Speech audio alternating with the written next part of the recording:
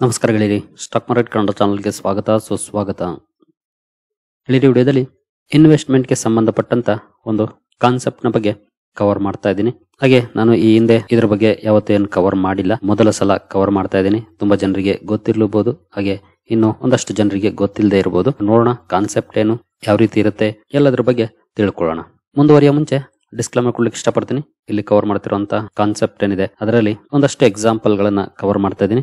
ಯಾವ್ದನ್ನು ಕೂಡ ನಾನು ರೆಕಮೆಂಡ್ ಮಾಡ್ತಿಲ್ಲ. ನೀವು ಫರ್ದರ್ ಸ್ಟಡಿ ಮಾಡಿ ನಿಮ್ಗೆ ಏನನ್ಸುತ್ತೆ ಅದ್ರ ಮೇಲೆ ಡಿಸಿಷನ್ ತಗೊಳ್ಬಹುದು. ಆಸ್ ಎ ಎಜುಕೇಶನಲ್ ಪರ್ಪಸ್ ನಾನು ಈ ವಿಡಿಯೋ ನಿಮ್ಮ ಮುಂದೆ ತರ್ತಾ ಇದ್ದೀನಿ. ಗೆಳೆಯರೆ, ನಿಮ್ಮ ಹತ್ರ ಸೈಟ್ ಇಲ್ಲ, ಮನೇನೂ ಇಲ್ಲ, ಆದ್ರೂ ಬಾಡಿಗೆ ಬರುತ್ತೆ ಅಂದ್ರೆ ನಂಬ್ತೀರಾ? ಇದು ಸಾಧ್ಯನಾ? ಸಾಧ್ಯ ಆಗೋದಾದ್ರೆ ಹೇಗೆ? ಇವತ್ತಿನ ಟಾಪಿಕ್ ಬಂದು ಇದಕ್ಕೆ ಸಂಬಂಧಪಟ್ಟಂತೆನೇ ಆಗಿದೆ. ನಿಮ್ಮ ಹತ್ರ ಸೈಟ್ ಇಲ್ಲ ಅಂದ್ರೂ ಪರವಾಗಿಲ್ಲ, ಮನೆ ಇಲ್ಲ ಅಂದ್ರೂ ಪರವಾಗಿಲ್ಲ, ಆದ್ರೂ ಬಾಡಿಗೆಯನ್ನ ಗಳಿಸಬಹುದು. ಅದು ಹೇಗೆ ಅಂತ ತಿಳಿಸೋದೆ ಇವತ್ತಿನ ಈ ವಿಡಿಯೋದ ಉದ್ದೇಶ. ಹಾಗಾದ್ರೆ ಇದು ಹೇಗೆ? ಆ ತರದ ಇನ್ವೆಸ್ಟ್ಮೆಂಟ್ ಅಪರ್ಚುನಿಟೀಸ್ ಕೂಡ ಇದೆಯಾ ಮಾರ್ಕೆಟ್ ಅಲ್ಲಿ ಅಂತ ನೋಡೋದಾದ್ರೆ ನೋಡಬಹುದು. REIT full form real estate investment trust. ಈ ಕಾನ್ಸೆಪ್ಟ್ ನ ಬಗ್ಗೆ ತಿಳ್ಕೊಳ್ಳೋಣ.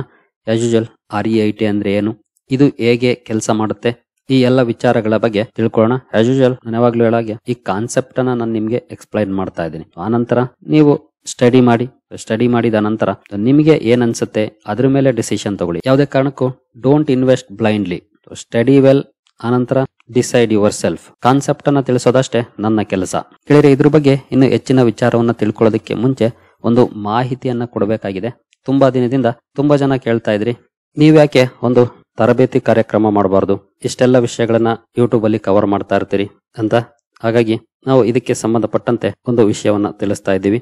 ಮಾರ್ಕೆಟ್ಗೆ ಸಂಬಂಧಪಟ್ಟಂತೆ ನಾವು ಒಂದು ತರಬೇತಿ ಕಾರ್ಯಕ್ರಮವನ್ನ ಶುರು ಮಾಡ್ತಾ ಇದ್ದೀವಿ. ಆದ್ರೆ ಇದಕ್ಕೆ ಶುಲ್ಕ ಇರುತ್ತೆ, ಇದು ಉಚಿತವಲ್ಲ. ಸೇರೋದಕ್ಕೆ ಬಯಸುವಂತವ್ರು ಅದಕ್ಕೆ ಶುಲ್ಕವನ್ನ ಕೊಟ್ಟು ಸೇರ್ಬೇಕಾಗತ್ತೆ. ಹಾಗೆ ಈ ತರಬೇತಿ ಕಾರ್ಯಕ್ರಮದಲ್ಲಿ ನಾವು ಕೊಡುವಂತ ಮಾಹಿತಿ ಏನು ಅಂತಂದ್ರೆ, ನಿಮಗೆ ಜೀವನ ಪರ್ಯಂತ ಮಾರ್ಕೆಟ್ ಅಲ್ಲಿ ಇನ್ವೆಸ್ಟ್ ಮಾಡ್ಲಿಕ್ಕೆ ಬೇಕಾಗಿರುವಂತ ಜ್ಞಾನವನ್ನ ತಿಳಿಸ್ಕೊಡುವಂತ ಪ್ರಯತ್ನವನ್ನ ಮಾಡ್ತೀವಿ, ಮೊದಲನೇದಾಗಿ.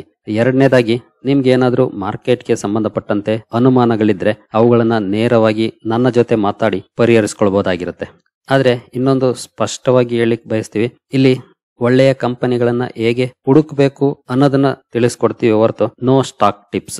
ಯಾವ್ದನ್ನ ಕೊಳ್ಳಬೇಕು, ಯಾವ್ದನ್ನ ಮಾರಬೇಕು ಅಂತ ಖಂಡಿತ ನಾವ್ ಹೇಳೋದಿಲ್ಲ. ಆದ್ರೆ ಒಳ್ಳೆಯ ಕಂಪನಿಯನ್ನ ಹೇಗೆ ಹುಡುಕ್ಬೇಕು ಅನ್ನೋದನ್ನ ಕಲಿಸ್ಕೊಡ್ತೀವಿ. ಇದನ್ನ ನಾನು ಹೇಳಬಲ್ಲೆ. ನೀವೇನಾದ್ರೂ ಇದಕ್ಕೆ ಸೇರೋದಕ್ಕೆ ಬಯಸೋದಾದ್ರೆ ನಮ್ಮನ್ನ ಸಂಪರ್ಕಿಸಬಹುದು. ಇಲ್ಲಿದೆ ನಮ್ಮ ಇಮೇಲ್ ವಿಳಾಸ manjunath.ks0817. ಇಲ್ಲಿಗೆ ಸಂಪರ್ಕಿಸಿ. ನಿಮಗೆ ಈ ಕಾರ್ಯಕ್ರಮದ ಸಂಪೂರ್ಣ ವಿವರವನ್ನ ನಿಮಗೆ ಕಳಿಸ್ತೀವಿ. ಆನಂತರ ನಿಮಗೆ ಅಲ್ಲಿರುವಂತ ವಿವರವನ್ನ ನೋಡಿದ ಮೇಲೆ ಇಷ್ಟ ಆದ್ರೆ ಸೇರ್ಕೊಳ್ಬಹುದು, ಇಲ್ಲ ಅಂದ್ರೆ ಸೇರ್ದೇನೂ ಇರಬಹುದು, ನಿಮಗೆ ಬಿಟ್ಟ ವಿಚಾರ. ಇನ್ನು ಇವತ್ತಿನ REIT ಕಾನ್ಸೆಪ್ಟ್ ಕಡೆ ಮುಂದುವರಿಯೋಣ. ಮೊದಲಿಗೆ REIT ಅಂದ್ರೆ ಏನು, ರಿಯಲ್ ಎಸ್ಟೇಟ್ ಇನ್ವೆಸ್ಟ್ಮೆಂಟ್ ಟ್ರಸ್ಟ್ ಏನದು, ಈ ವಿಚಾರವನ್ನ ತಿಳ್ಕೊಳ್ಳೋದಾದ್ರೆ ಇದು ಒಂದು ಟ್ರಸ್ಟ್, ಹೆಸರಲ್ಲೇ ಇದೆ ಟ್ರಸ್ಟ್ ಅಂತ. ಈ ಟ್ರಸ್ಟ್ ರಿಯಲ್ ಎಸ್ಟೇಟ್ ಪ್ರಾಪರ್ಟೀಸ್ ನ ಓನರ್ಶಿಪ್ ಅನ್ನ ಹೊಂದಿರುತ್ತೆ. ಆಫೀಸ್ ಬಿಲ್ಡಿಂಗ್ಸ್ ಆಗ್ಬೋದು, ಶಾಪಿಂಗ್ ಮಾಲ್ಸ್ ಆಗ್ಬೋದು, ವೇರ್ ಹೌಸಸ್ ಆಗ್ಬೋದು, ಅಥವಾ ಹೋಟೆಲ್ಸ್ ಆಗ್ಬೋದು. ಈ ರೀತಿ ಆಸ್ತಿಗಳ ಓನರ್ಶಿಪ್ ಅನ್ನ ಹೊಂದಿರುತ್ತೆ.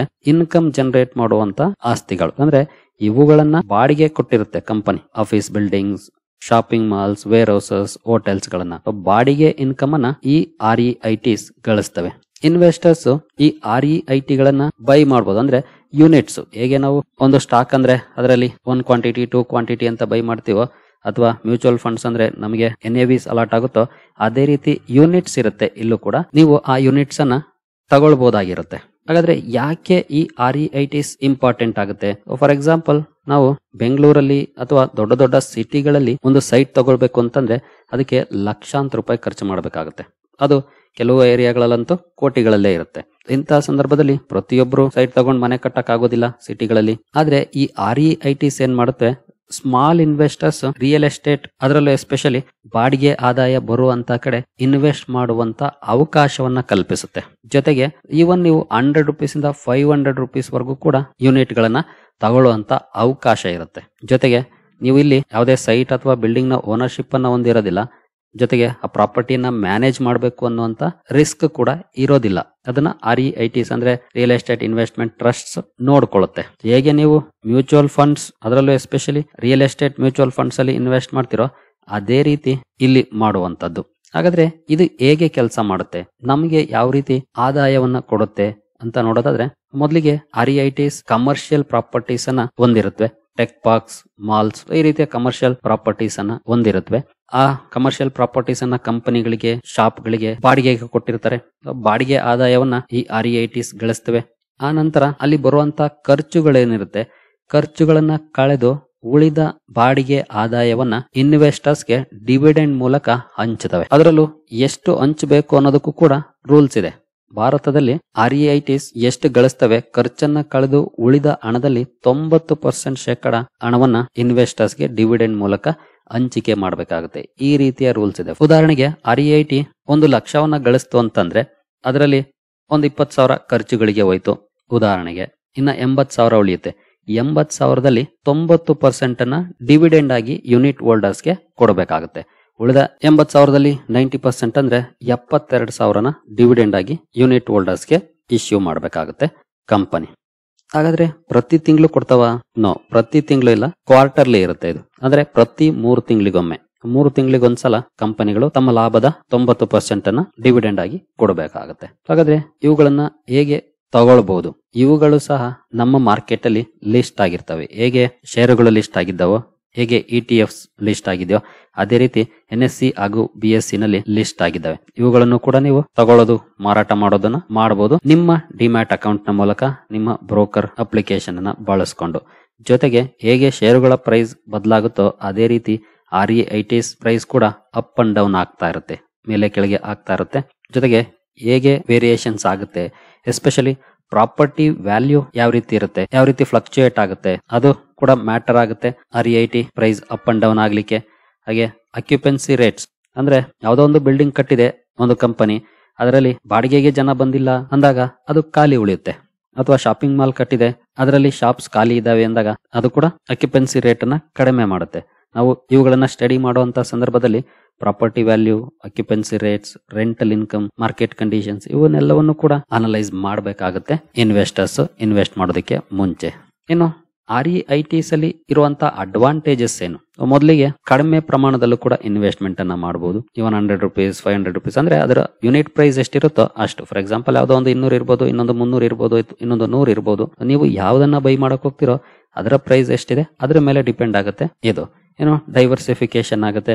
ಅಂದ್ರೆ ಈಗಾಗಲೇ ನೀವು ಈಕ್ವಿಟಿಯಲ್ಲಿ ಇನ್ವೆಸ್ಟ್ ಮಾಡ್ತಾ ಇರಬಹುದು, ಗೋಲ್ಡ್ ಅಲ್ಲಿ ಇನ್ವೆಸ್ಟ್ ಮಾಡಿರಬಹುದು. ಈ REITs ಅಲ್ಲಿ ಇನ್ನೊಂದು ಇನ್ವೆಸ್ಟ್ಮೆಂಟ್ ಅವೆನ್ಯೂ ಆಗುತ್ತೆ. ಆ ರೀತಿಯಾಗಿ ಡೈವರ್ಸಿಫಿಕೇಶನ್ ಕೂಡ ಆಗುತ್ತೆ. ಇನ್ನು ಇನ್ಕಮ್ ಅನ್ನು ಕೂಡ ಗಳಿಸಬಹುದಾಗಿರುತ್ತೆ ಆಸ್ ಡಿವಿಡೆಂಡ್ ಆಗಿ. ಆದ್ರೆ ನಾನು ಅವಾಗ್ಲೇ ಹೇಳಿದ್ನಲ್ಲ, 3 ತಿಂಗಳಿಗೊಮ್ಮೆ ಇದು ಸಿಗುವಂತದ್ದು. ಇನ್ನು ಲಿಕ್ವಿಡಿಟಿ ವಿಚಾರಕ್ಕೆ ಬಂದ್ರೆ ಯೂಶಲಿ ಮಾರ್ಕೆಟ್ ಅಲ್ಲಿ ಲಿಸ್ಟ್ ಆಗಿರೋದ್ರಿಂದ ಕೊಳ್ಳುವವರು ಮಾರುವವರು ಇದ್ದೇ ಇರ್ತಾರೆ.